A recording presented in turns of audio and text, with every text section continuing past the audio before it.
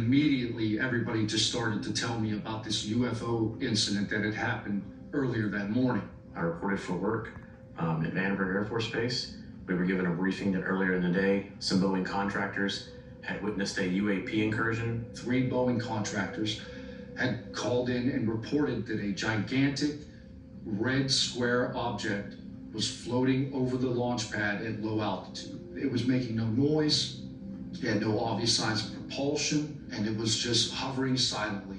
It was a very serious security breach of the area.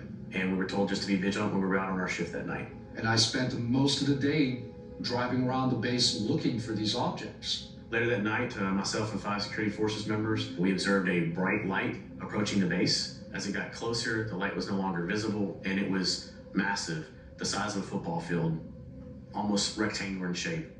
It was just floating there, no propulsion system, no windows. It was matte black.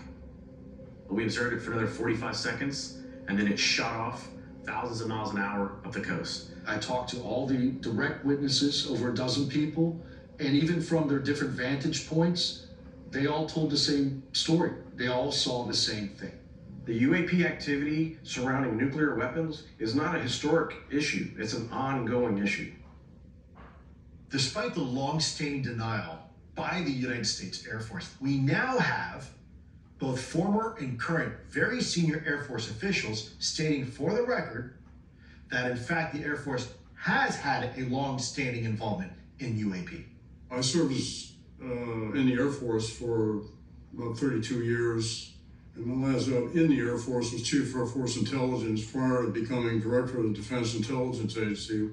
When I served in the Air Force, there was an active program to track anomalous activities that we couldn't otherwise explain, many of them connected with ranges out west, notably Area 51.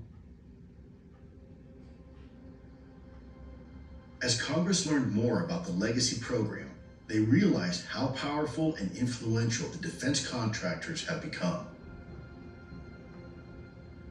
As we look at the actual structure of the interaction between the government and private industry in this UAP area, over the years it has morphed, transitioned into it being largely in the aegis of the contractors.